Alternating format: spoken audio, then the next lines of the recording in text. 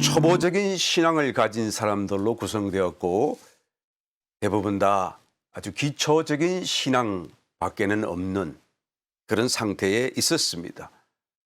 그래서 이 데살로니가 교회를 향하여 사도 바울이 이제는 편지를 쓸 때에 너무 깊고 너무 어렵고 너무 참 이해하기 어려운 말씀들을 다 이렇게 전가할 수도 없었을 것입니다.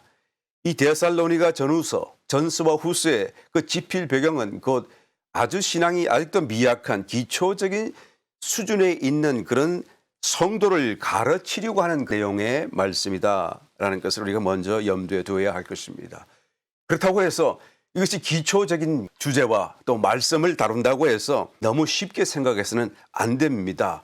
기초적인 부분이 그 신앙의 제일 중요한 부분이 되기 때문인 것이죠. 어느 정도 성숙한 뒤에는 기초적인 부분들을 다 버리면 되는 것입니까? 버리는 것입니까? 그렇지가 않습니다. 오히려 성숙할수록 기초적인 내용이 또 기초적인 그 부분이 더욱 강화되어져 간다라는 것이죠. 그래서 기초적인 것 위에 더 단단해져서 이제는 더 높은 어떤 더 깊은 것들을 쌓아가게 되기 때문이다라는 것입니다. 그래서 이 기초적인 것을 잘 알아야 되는데 잘 아는 사람은 그 신앙의 처음부터 알기 때문에 올바르게 시작할 수가 있게 되겠고 또 올바르게 시작함으로써 이제는 그 위에 더 많은 것을 쌓아 올려도 이제는 가장 신속하게 또 좌로도 우로도 치우침이 없이 제대로 성숙해 갈 수 있게 된다라는 것이죠. 그런 하나의 이해 속에서 우리가 데살로니가 전후서를 우리가 다시 한 번 더 묵상하게 된다고 한다면 정말로 이 기초적인 부분, 정말로 짧은 데살로니가 전서 5장, 데살로니가 후서 3장 아주 짧은 내용의 그 말씀 속에서 정말로 신앙생활의 기초가 무엇인가를 우리가 깨달아 볼 수 있는 또 다른 은혜가 바로 이곳에 있습니다. 이것을 우리가 잘 깨달으시고 우리의 신앙생활 속에 혹시 이런 부분에서 내가 부족하지 않은가, 혹시 이런 부분에서 내가 더 성숙해지지 못한 것은 아닌가라는 걸 새롭게 점검하시고 우리의 신앙을 제대로 또한 쌓아올리고 또 제대로 건축해가는 축복이 되시기를 예수님 이름으로 축원합니다. 기초적인 부분을 아주 짧게 잘 요약해 두었기 때문에 우리가 아주 짧은 말씀 속에 너무 신앙적인 중요한 부분들을 우리가 되새겨 볼 수 있더라라는 것이죠. 데살로니가 후서 2장 13절 말씀에 또 이 한 절 말씀 속에 제가 말씀드린 이 내용들을 또 요약해서 다시 한 번 더 강조하고 있는 것을 우리가 살펴볼 수가 있습니다. 제가 한번 읽어봅니다. 주의 사랑하시는 형제들아, 우리가 항상 너희를 위하여 마땅히 하나님께 감사할 것은 하나님이 처음부터 너희를 택하사 성령의 거룩하게 하심과 진리를 믿음으로 구원을 얻게 하심이니. 첫 번째, 세 가지를 말씀하고 있죠. 첫 번째, 너희를 택하사라고 말씀하는 거예요. 우리의 신앙생활이 어떻게 시작됐습니까? 하나님이 우리를 택하여 우리가 부르심에 따라 하나님의 순전한 은혜로 우리가 구원받게 됐다라는 말씀을 하는 겁니다. 성경을 찾아보면 하나님은 야곱은 사랑하셨고 에서는 미워하셨다라고 하는 말씀이 나타나는데 이 말씀을 읽을 때마다 어떤 사람은 이렇게 질문합니다. 하나님, 왜 야곱은 사랑하는 건 좋으시는데 왜 에서를 그렇게 미워하십니까? 왜 에서를 내치시는 것입니까? 이거는 불공평한 거 아닙니까?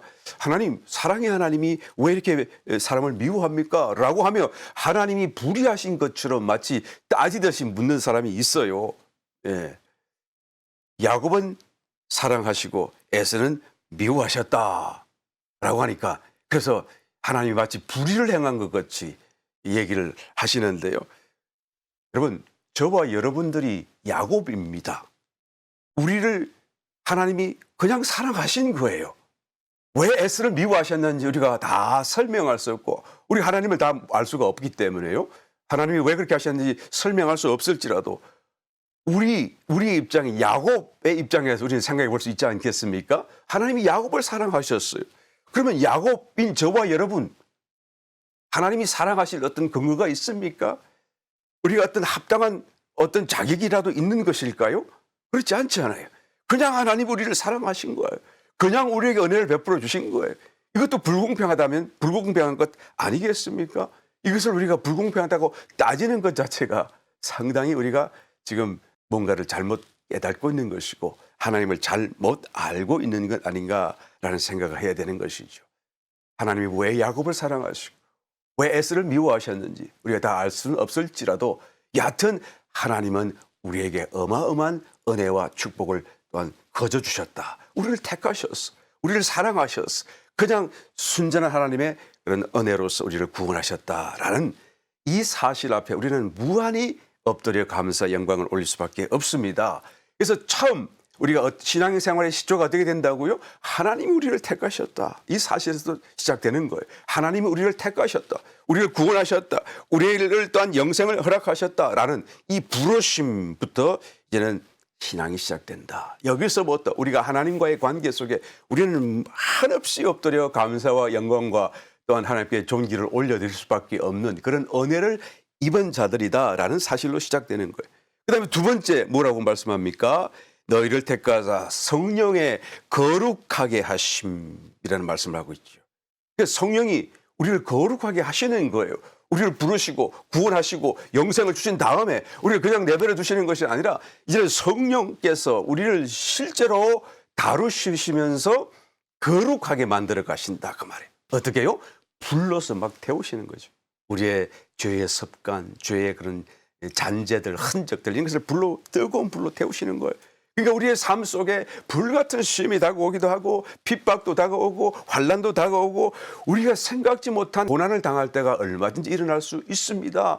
성도가 되고 구원받고 교회 열심히 다닌다고 해서 이런 문제가 없는 게 아니에요.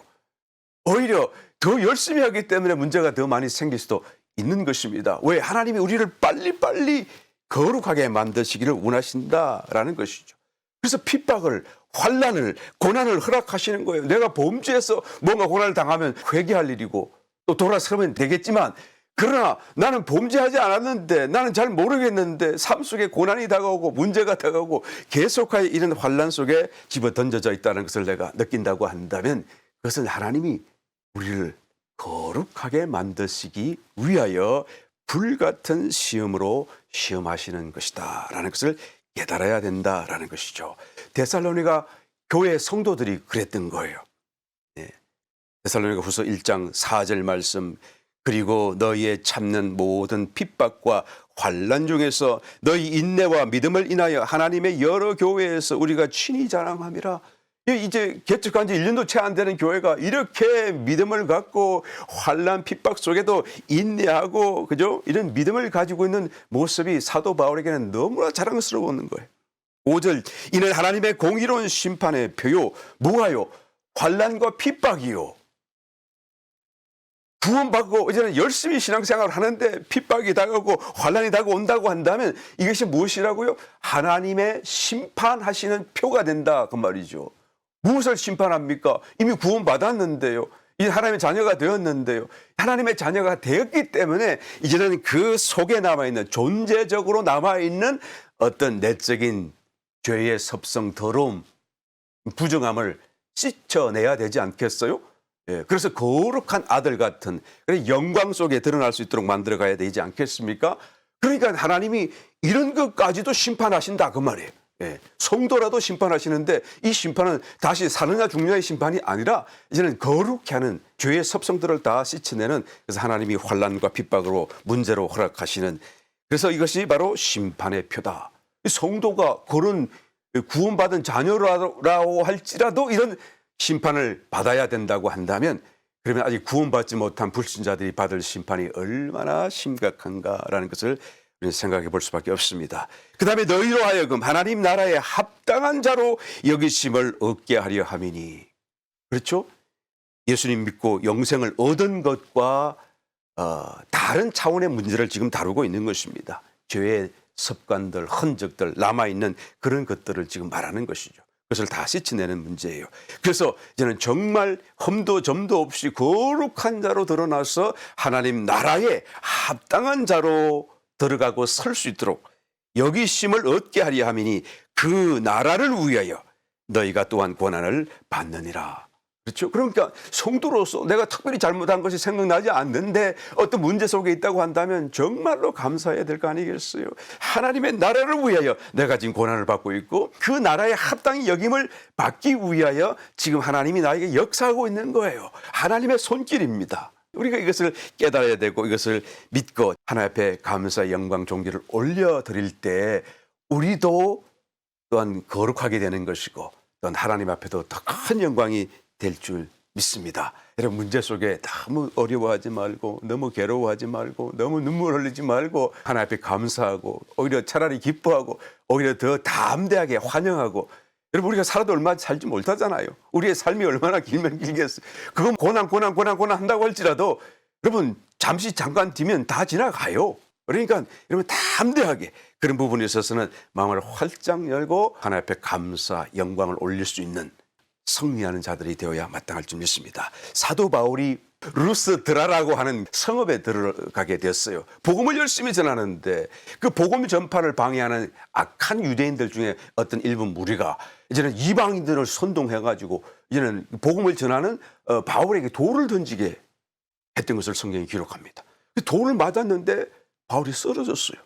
그 후에 또 던지고 그래서 바울이 완전히 죽은 줄로 생각해서 이사들이 바울의 그 시신을 끌고 성 밖으로 던져 내쳐버렸습니다. 그리고는 손을 탁탁 들고 이제 가는데 그 바울의 복음을 전해 듣고 이제는 정말 믿기로 결심하셨던 그 제자들이 있지 않겠어요? 너무 마음이 안타까웁니다.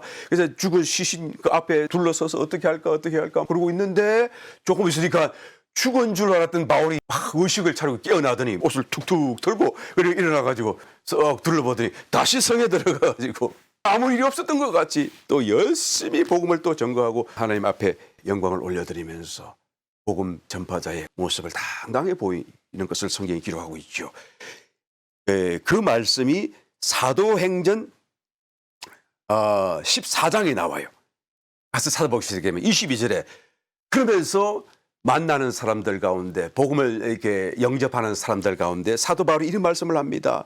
우리가 하나님 나라에 들어가려면 많은 환난을 겪어야 할 것이다 라고 말하는 것이죠. 여러분 사도 바울도 그와 같은 환난을 통과해야 한다고 한다면 저와 여러분들이 얼마나 더 고난 가운데 많이 벗겨져야 되겠는가라는 것을 정말 뼈저리게 느껴보게 됩니다.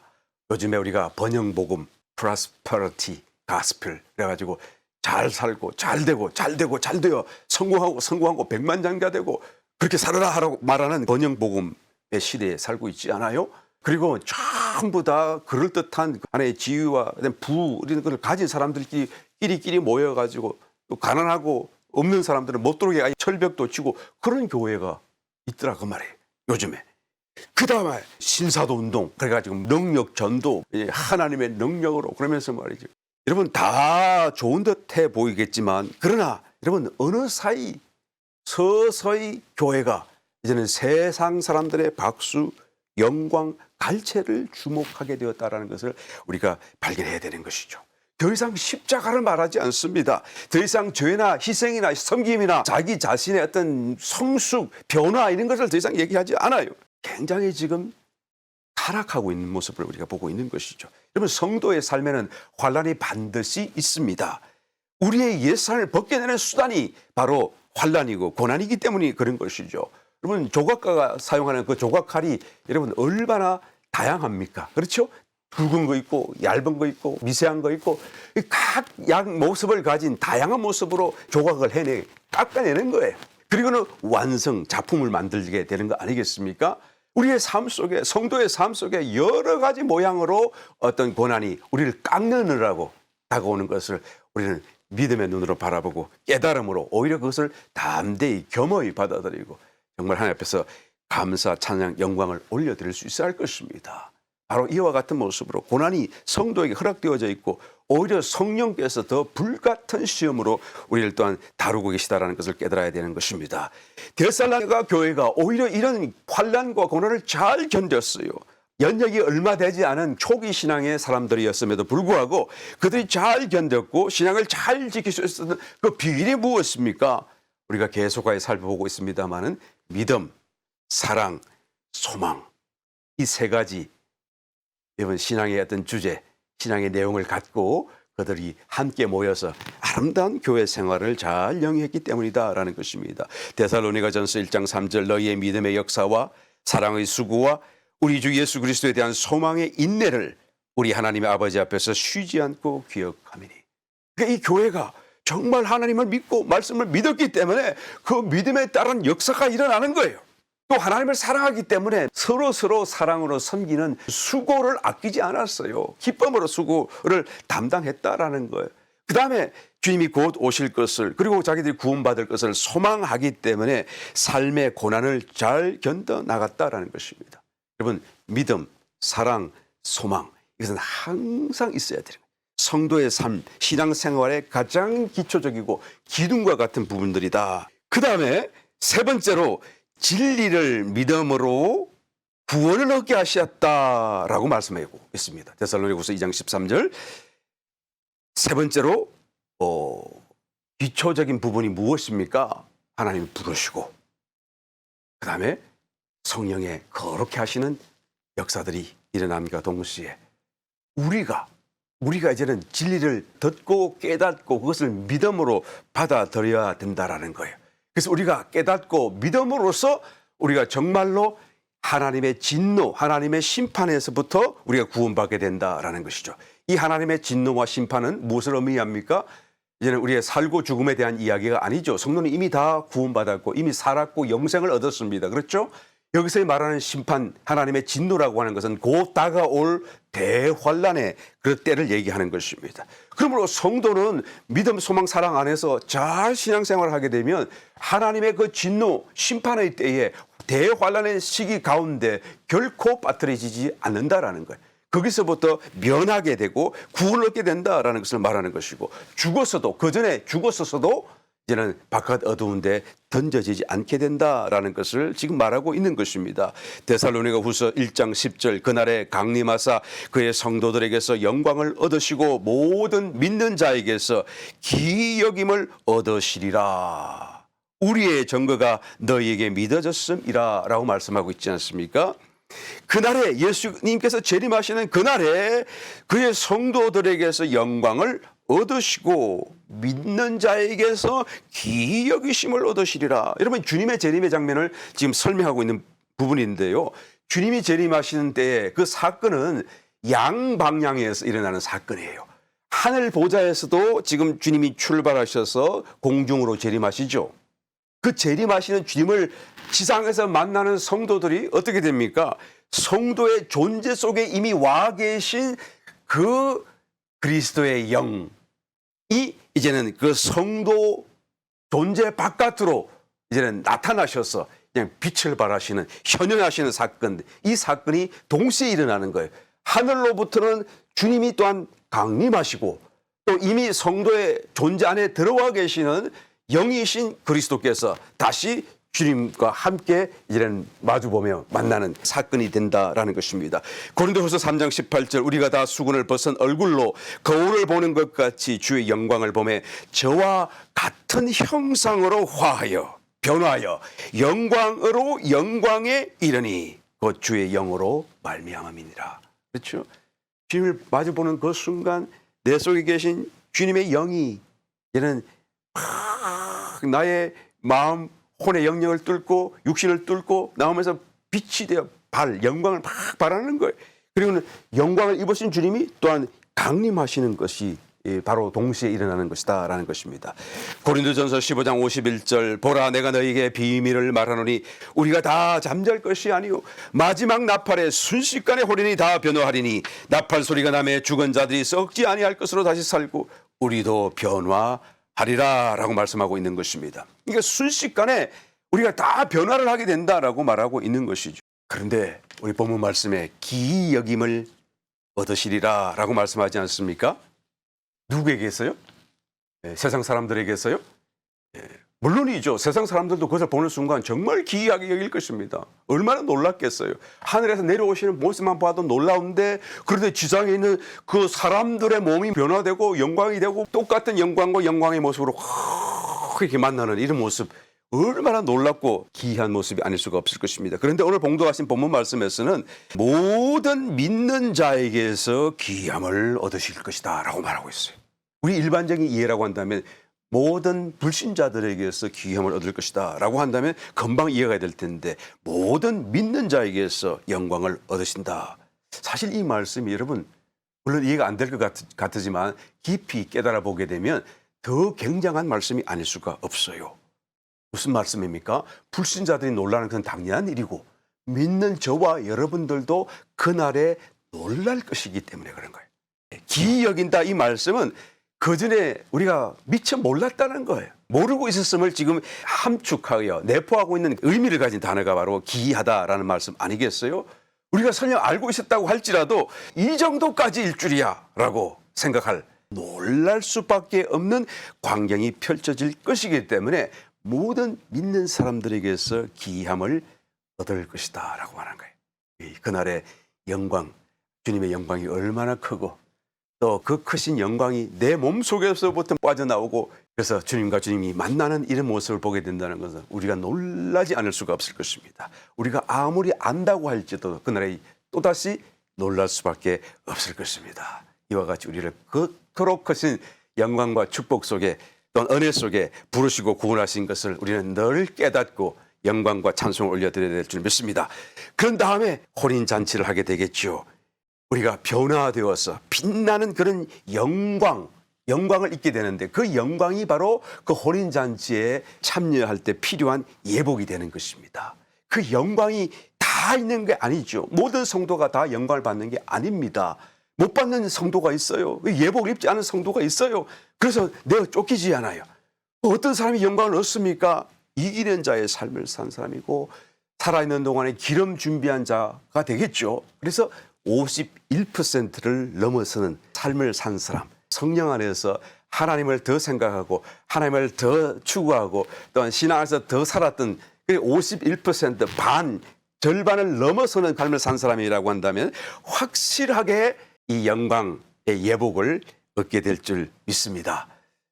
저와 여러분들이 이 영광의 예복으로 그날의 큰 기쁨이 되시기를 예수님을 축원합니다. 그 다음에 이제 주님과 함께 혼인잔치 다 끝난 다음에 지상으로 함께 내려오게 되겠죠. 지상을 정리하고 심판하고 또한 다스리기 위해서였어요. 사도 바울이 이 아주 초기 신앙 단계의 데살로니가 교회 성도들에게 이거 짧은 말씀 속에서 이제 복음에 대해서 신앙생활의 기초 세 가지 기둥이 무엇인지를 설명해 준 뒤에 다시 추가적으로 어떤 영적인 진리, 지식을 또한 가르쳐주고 주고 있는 것을 보게 됩니다. 좀 더 자세하게요. 데살로니가 후서 2장 1절로 이하의 말씀 한번 읽어보겠습니다. 그것이 바로 종말에 관한 말씀이죠. 왜 종말에 관한 다른 많은 가르침이 있는데 왜 종말에 관한 말씀만 유독 가르치는 것인가? 그래야 쉽게 미혹당하지 않을 수 있기 때문에 그래야 제대로 올바르게 또한 그 날을 준비하며 절제하며 인내하며 살아갈 수 있기 때문에요. 그래서 이 종말에 관한 영적 지식, 진리에 대한 지식은 초기 신앙 때부터 제대로 잡혀 있어야 되고 제대로 알고 있어야 된다라는 것을 우리 여기서 다시 한 번 더 살펴볼 수가 있습니다. 데살로니가후서 2장 1절로 이하의 말씀 다시 읽습니다. 형제들아 우리가 너희에게 구하는 것은 우리 주 예수 그리스도의 강림하심과 우리가 그 앞에 모임에 관하여 혹 영어로나 혹 말로나 혹 우리에게서 받았다는 편지로나 주의 날이 이르렀다고 쉬 동심하거나 두려워하거나 하지 아니할 그것이라. 누가 아무렇게 하여도 너희가 미혹하지 말라. 먼저 배도하는 일이 있고 저 불법의 사람 곧 멸망의 아들이 나타나기 전에는 이러지 아니하리니 저는 대적하는 자라 범사에 일컫는 하나님이나 숭배함을 받는 자 위에 뛰어나 자존하여 하나님 성전에 앉아 자기를 보여 하나님이라 하느니라 라고 말하죠. 그러니까 쉬동심하거나 두려워하지 말라. 먼저 그 때가 되면 징조로서 일어날 일이 있는데 배도가 일어난다. 배도하는 일이 일어날 것이다 라는 것이죠. 이 배도가 무엇입니까? 변절, 배반, 배신, 믿음을 저버리는 것이죠. 진리를 버리는 것을 얘기하죠. 하나님을 스스로 떠나버리는 그런 어떤 것을 이 배도라고 하는 것입니다. 과연 구원받은 성도가 배도할 수 있을까? 과연 어떻게 구원받은 성도가 하나님을 스스로 떠나갈 수가 있을까? 우리는 생각해 보게 됩니다만 이 말을 들을 때마다 그런데 사실 이 말의 포인트는 성도가 하나님을 떠날 수 있을까라는 기보다는 성도라도 그 마지막 시대에 원수에게 속느냐 안 속느냐의 문제예요. 미혹 당할 것인가 안 당할 수 있을 것인가의 문제입니다. 유대인들도 그토록 메시아를 기다리고 있었지만 정작 메시아로 오신 주님을 자기 손으로 십자가에 못 박았잖아요. 그리고 스가랴서를 보니까 주님이 다시 영광을 입고 재림하실 때 이스라엘의 모든 12지파들이 다 통곡을 하게 될 것을 지금 예언적으로 말씀하고 있지 않아요? 속았던 것이죠. 성도라도 여러분 속게 되면 이 배도의 길을 가지 않을 수 없을 것입니다. 이것은 복잡한 상황 속에서 복잡한 모습으로 참 다양한 모습으로 배도가 나올 것임이 벌써 지금 여기서 경고되고 있는 것을 우리는 알아야 되는 것이죠. 그래서 주님이 경고하십니다. 마가복음 13장 5절 6절 예수께서 이르시되 너희가 사람의 미혹을 받지 않도록 주의하라. 많은 사람이 내 이름으로 와서 이르되 내가 그러라 하여 많은 사람을 미혹게 하리라. 너희가 미혹당하지 않도록 하라. 그 너희가 누굽니까? 성도들이잖아요. 제자들이잖아요. 그래서 지금 제자들이 거듭난 성도가 어떻게 하나님을 볼 수 있는가? 여러분 버리려고 버리는 것이 아니라 속아서 버릴 수도 있고요. 미혹당할 수 있다는 것을 지금 얘기하고 경고하고 있지 않습니까? 여러분 도대체 미혹당하는 사람들이 누구입니까? 저는 한때 이 말씀을 읽을 때마다 우리와는 상관없는 줄로 알았어요. 디모데후서 3장 1절로 이하의 말씀 내가 이것을 알라 말세에 고통하는 때가 이르리니 사람들은 자기를 사랑하며 돈을 사랑하며 자긍하며 교만하며 회방하며 부모를 거역하며 감사치 아니하며 거룩하지 아니하며 무정하며 원통을 풀지 아니하며 참소하며 절제하지 못하며 사나우며 선한 것을 좋아 아니하며 배반하여 팔며 조급하며 자고하며 쾌락을 사랑하기를 하나님 사랑하는 것보다 더하며 그러니까 이게 뭐 세상 사람들이겠거니 아니 불신자들의 모습이겠거니 그런 생각을 했죠. 그런데 5절 말씀 보십시오. 경건의 모양은 있으나 경건의 능력은 부인하는 자니 이 같은 자들에게서 내가 돌아서라. 여러분 경건의 모양은 있으나 경건의 능력이 뭡니까? 기적이 일어나고 표적이 일어나고 그걸 얘기하는 게 아니고 여기서는요. 경건의 능력이라고 하는 것은 정말로 내적인 존재가 거룩해지면서 변화되고 하나님의 영으로 생명으로 점점 채워져서 그리스도를 닮아져가는 그리스도의 분량이 더 커져가는 그런 모습을 지금 두고 말씀하는 거예요. 그래서 경건해지는 그 하나님의 성령의 능력이 역사해서 내가 더 거룩해지는 존재로 바뀌어져가는 그 능력, 변화와 성숙과 성장은 부인하되 그러나 겉으로는 거룩하다는 말이에요. 경건의 모양이 있다는 거 얘기하는 것을 우리는 주목해야 된다 그 말씀입니다. 경건의 모양, 교회 출석도 합니다. 신앙생활 같은 것도 하고 있어요. 그리고 주님의 이름도 불러요. 성경책도 끼고 다녀요. 예. 그러나 내적인 변화가 없고 성숙이 없고 어떤 능력을 스스로 알지도 못하고 부인하는 자들이다. 라고 말하는 것을 보게 되는 것입니다. 여러분 교회 다니는 사람들 중에 이와 같이 미혹당할 사람들이 있다라고 지금 얘기하는 것이고 이 사람이 정말 구원받은 사람이냐 거듭난 사람이냐 그거는 지금 묻지 마세요. 지금 그 얘기를 하는 게 아닙니다. 그게 주제가 아닙니다. 그렇죠? 미혹당하는가 아닌가의 문제인 것입니다. 불법의 사람 곧 멸망의 아들 그 사람들을 미혹하는 자들이 먼저 나타나고 그 자들 가운데 가장 뒤에 또 가장 최고봉의 위치에 서게 될 그 한 사람 정말로 성경이 말하는 The Antichrist 적 그리스도라고 하는 그 사람에 대한 말씀이 데살로니가후서 2장 9절로 이하의 말씀이 또한 예언하고 있습니다. 악한 자의 임함은 사단의 역사를 따라 모든 능력과 표적과 거짓 기적과 불의의 모든 속임으로 멸망하는 자들에게 임하리니 이는 저희가 진리의 사랑을 받지 아니하여 구원함을 얻지 못함이니라. 이러므로 하나님이 유혹을 저희 가운데 역사하게 하사 거짓 것을 믿게 하심은 진리를 믿지 않고 불의를 좋아하는 모든 자로 심판을 받게 하려 하심이니라 라고 말씀하고 있죠. 그러니까 사단의 능력을 덧입고 사람이지만 정말로 초자연적인 능력과 기적을 행사하는 그것도 물론 수많은 속임과 거짓말로 가득 차 있을 것입니다만은 여하튼 사람들의 눈에 보기에는 능력이고 표적이고 기적이고 이런 것들이 막 일어날 거예요. 그게 보통 기적이 아니라 그 말이에요. 그 전에 자기 전에 왔던 다른 많은 거짓 선지자나 거짓 적 그리스도들과는 또 비교적으로 이 마지막 적 그리스도는 정말로 하늘에서 불이 내리게 하고 비를 거치게 하고 물이 변하여 피가 되게 하고 이런 어마어마한 성경에서 나오는 기적들을 행사하고 물론 그것이 거짓말로 가득 차 있을 것입니다. 속임으로. 그런 것으로 가득 차 있을지라도 사람들 눈에는 그것이 정말로 그렇게 보일 때 여러분 여기서 중대한 질문을 한 가지 할 수밖에 없습니다. 성경에서 말하는 그런 기적과 능력을 행하고 표적을 행하는 그 사람 앞에 이 사람이 정말 잘못된 것이고 또 나의 신앙이 올바른 것이다라는 것을 어떻게 분별할 것인가라는 거예요. 어떻게 저 사람이 틀렸고 어떻게 나는 맞다, 네 사람이 틀리다라고 말하는 내가 맞다라는 것을 내가 어떻게 명확하게 분별할 수 있겠는가라는 거예요. 이 중대한 질문이 아닐 수 없습니다. 내 눈에 보이기는 저 사람이 나보다 더 뛰어나고 또 너무나 성경적인 기적과 표적을 나타내고 능력 속에 살고 그런데 저 사람이 아니고 아니라고 말하는 내가 맞다라는 것을 어떻게 우리가 확신할 수 있는 것인가. 그날이 되면 말이에요.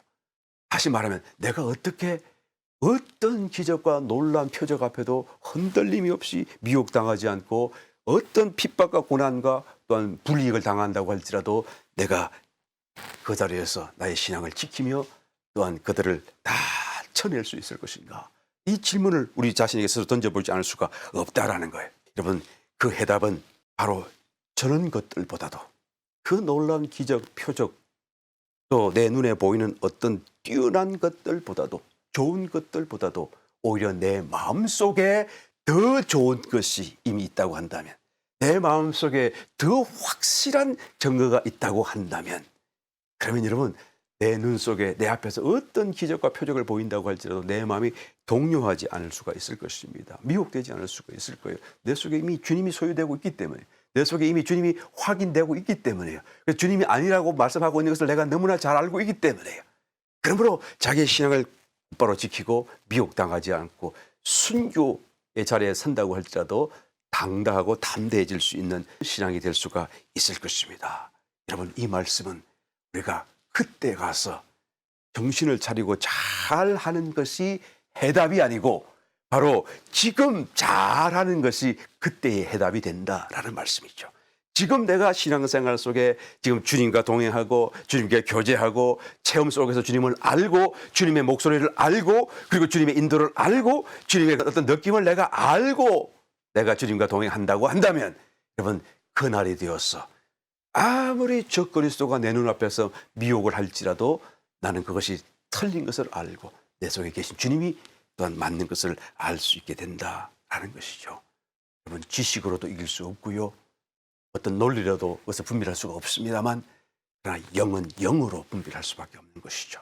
내 속에 영적인 여러분 체험과 영적인 느낌 속에서 주님과 동행하는 삶이 먼저 일어나고 또한 계속적으로 그것이 더 커져갈 때 여러분 그 사람은 미혹당하지 않을 수 있고 그 사람은 믿음 소망 사랑 가운데서 주님 오시는 그날에 들림받을 수 있는 또 이기는 자로서 상 받을 수 있는 놀라운 축복이 되게 될 줄 믿습니다. 데살로니가후서 2장 5절 이하의 말씀이 있습니다. 내가 너희와 함께 있을 때에 이 일을 너희에게 말한 것을 기억하지 못하느냐. 저로 하여금 저희 때에 나타나게 하려 하여 막는 것을 지금도 너희가 안 하니 불법의 비밀이 이미 활동하였으나 지금 막는 자가 있어 그 중에서 옮길 때까지 하리라.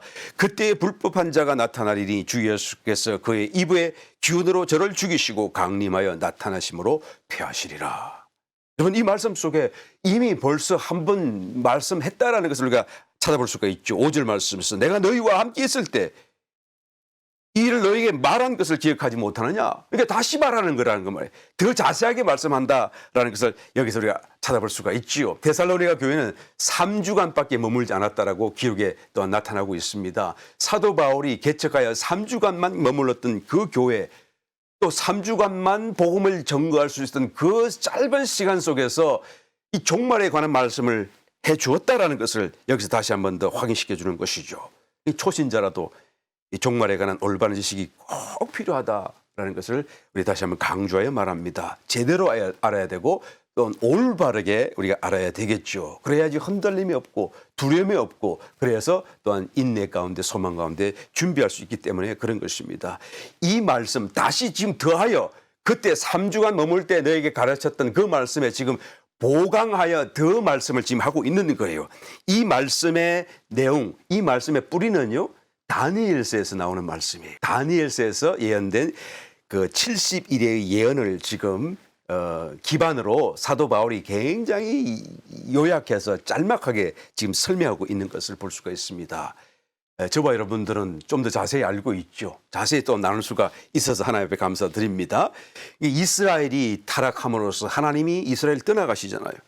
그래서 떠나가시지만 하나님의 백성은 여전히 하나님의 백성이고 또 하나님의 성과 그 성 안에 있는 성전이 그 이방인들에게 짓밟히되 그래 한없이 짓밟히도록 방치해 둘 수는 없는 것 아니겠습니까? 그래서 하나님께서 이스라엘의 그 불신앙 때문에 심판하시되 이방인들에게 그 땅과 그 성전을 잠시 잠깐 내어주시되 그러나 기한을 정하셔서 그 기한 속에서만 그 일이 허락되도록 70일에라고 하는 그 기한을 정하여서 예언하는 것을 보게 되는 것이죠.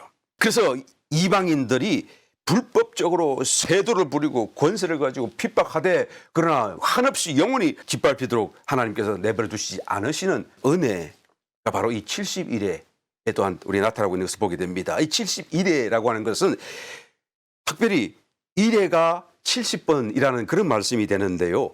이 말씀을 예언하시면서 7일에 62일에 그리고 마지막 한 일에 이렇게 해서 모두가 다 70일에라는 예언으로 각각의 특성을 따라서 이 70일에 대한 예언을 주셨어요. 그 일이라고 하는 말은 7이라는 뜻이잖아요. 그러니까 7일도 될 수 있고 7달도 될 수 있고 7년도 될 수가 있어요.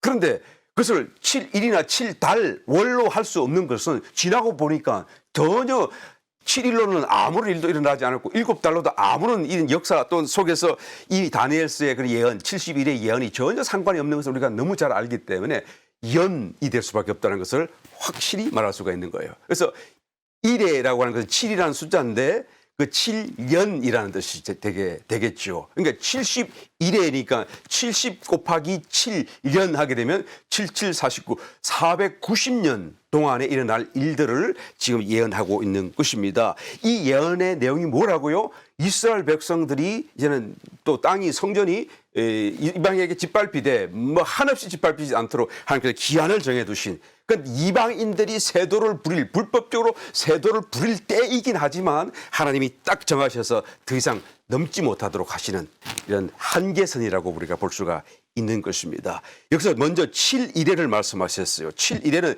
77, 49, 49년이 되겠죠. 그래서 처음 바벨론 포로 시절 예루살렘 성 나라를 뺏겼잖아요. 성이 파괴되었잖아요. 그 포로된 자들 바벨론 땅에 머물고 있을 때 이제는 바벨론에서 이제는 예루살렘 성을 중건하라 하는 명령이 포고되는 때로부터 정확히 49년이 지나고 나니까 7일회가 됐죠. 그 7일회가 지난 때에 그 다니엘서에서 나타나고 있는 예언 그대로 다 쓰러지고 망가졌던 이스라엘이 또 예루살렘 성이 이제는 북적대는 거리가 서고 그다음에 성벽을 따라서 해자 이 물길이 이루어지고 이런 것이 생겨나게 되었다. 그 예언대로 정말로 이루어졌죠. 정확하게 77, 49년 이제 아닥사스다 왕이 예루살렘 성을 중건하라 바벨론에서 그렇게 선포를 하니까 그 속국에 노예로 붙잡혀 있던 이스라엘 백성들이 이 웬일이에요? 있을 수 없는 일인데 하나님의 경륜 속에서 은혜 속에서 예루살렘으로 돌아가는 일단의 무리를 통해서 예루살렘 성을 중건하게 되죠. 그때 에스라와 느헤미야 아주 유명한 우리 성경의 인물들을 보게 됩니다.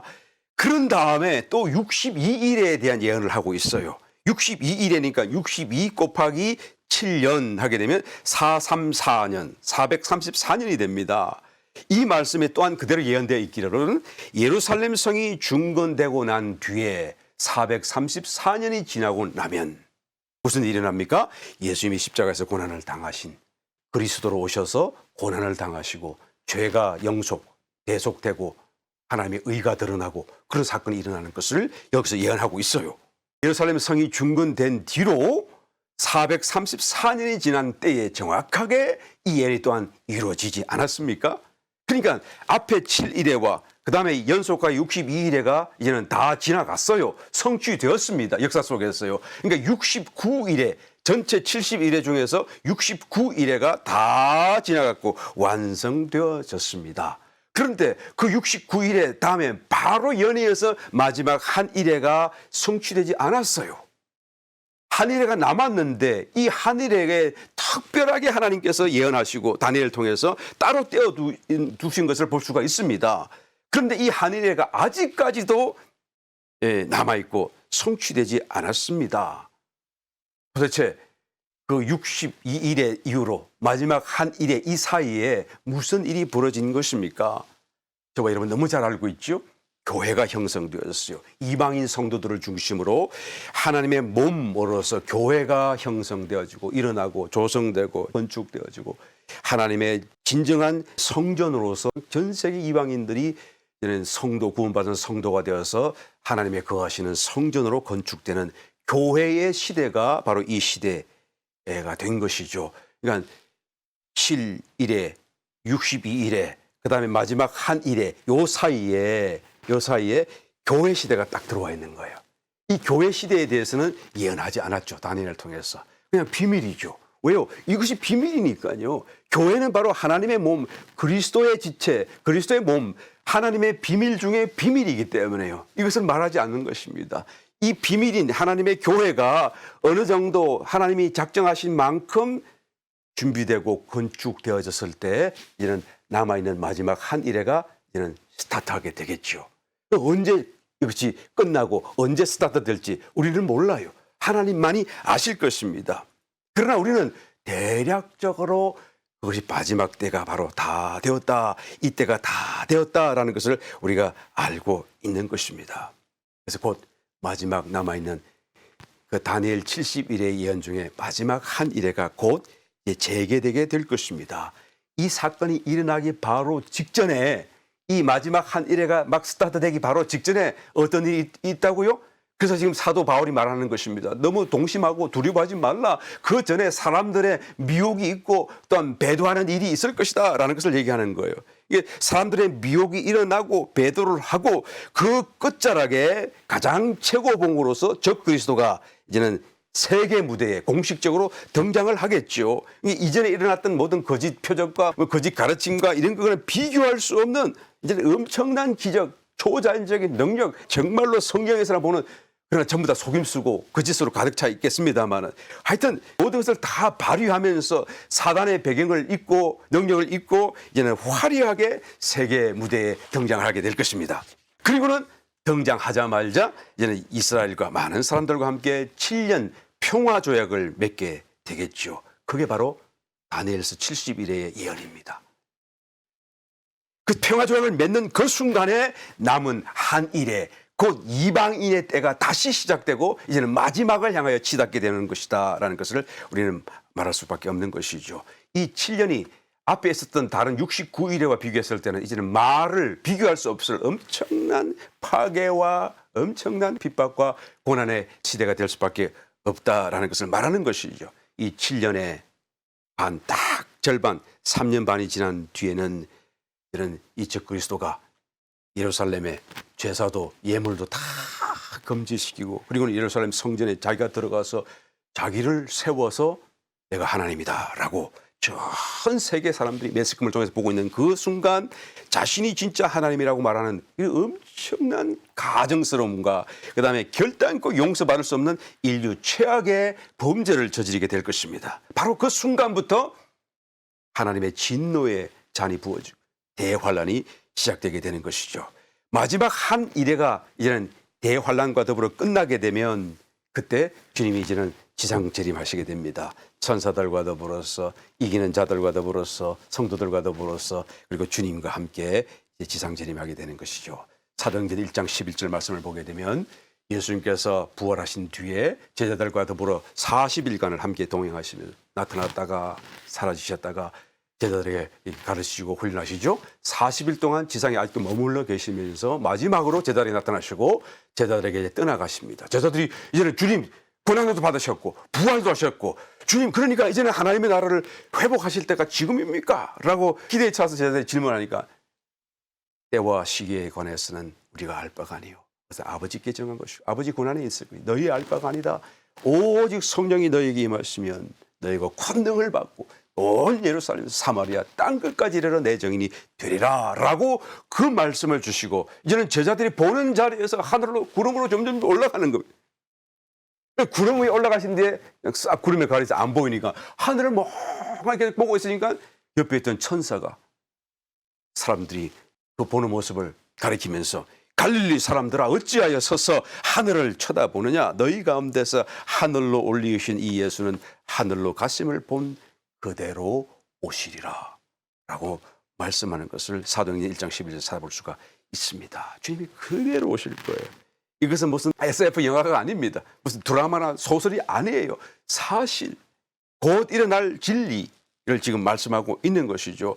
다니엘서나 스가랴서에서나 에스겔서에서나 요한계시록에서나 또 다른 시편에서도 여러 말씀 가운데 이 상황이 어떻게 전개될 것이고 또 어떻게 어디로 오실 것이며 이런 자세한 이야기가 우리가 일반적으로 알고 있는 그 이상으로 아주 더 자세하고 더 역동적인 모습으로 예언되어 있는 것을 보게 됩니다. 주님이 오시는 그날에 피의 강이 이루어지게 되고 주님의 입에서 나오는 그 말씀의 검으로 적 그리스도 거짓 선지자와 그를 출종하는 모든 군대와 배역자들을 다 죽이시고 심판하시는 그 엄청난 분노의 행렬이 또한 지상에서 전개될 것임을 성경은 기록해 주고 있습니다. 그럴 때 저와 여러분들은 주님과 더불어서 원수를 제압하고 심판하는 자리에 서서 정말로 이 세상의 모든 죄와 악을 다 청소하고 하나님이 본래 지으셨던 점없고 흠없고 거룩한 나라를 회복하여 영원한 세상을 우리가 살아갈 수 있게 될 것을 성경이 기록하고 있습니다. 데살로니가후서 2장 13절 다시 한번 제일 처음에 제가 읽어드렸던 말씀을 읽어보겠습니다. 주의 사랑하시는 형제들아 우리가 항상 너희를 위하여 마땅히 하나님께 감사할 것은 하나님이 처음부터 너희를 택하사 첫 번째는 택하신 것이죠. 두 번째 성령의 거룩하게 하심과 세 번째 진리를 믿음으로 구원을 얻게 하심이니. 여러분들이 구원을 얻는 것이 처음에 주님을 믿고 영생을 얻는 것도 구원이지만 영원한 심판과 죽음에서 해방되어서 구원되어서 천국 가는 것도 구원이지만 지금 여기서 말씀하시는 구원은 하나님의 진노의 심판, 대환란 그런 데서도 구원받고 이기는 자가 되고 상받는 자가 되는 것을 말씀하고 있습니다. 구원받게 하실 것이 바로 우리의 신앙의 목표고 또 우리의 소망이다라는 것을 다시 말씀하고 있는 거예요. 데살로니가전서 5장 9절 10절 하나님이 우리를 세우시면 노하심에 이르게 하심이 아니요 오직 우리 주 예수 그리스도로 말미암아 구원을 얻게 하신 것이라. 예수께서 우리를 위하여 죽었사 우리로 하여금 깨든지 자든지 자기와 함께 살게 하려 하셨느니라. 그렇죠? 주님이 우리를 부르신 것은 우리로 구원받게 하기 위함이다라는 것을 말하고 있는 것입니다. 여러분 정말로 때가 얼마 남지 않았어요. 여러분들 잘 알고 있지 않습니까? 우리가 우리의 일상과 우리의 삶 속에 우리가 행복을 찾거나 또 즐거움을 찾아서 막 살려고 하지 마시고 정말 때가 얼마 남지 않았습니까? 준비하는 삶을 우리는 살아가야 돼요. 준비하는 것을 추구해야 되는 것입니다. 조금만 노력하면 모두가 다 이기는 자가 될 수 있다라고 지금 성경이 말씀하고 있기 때문에 그래요.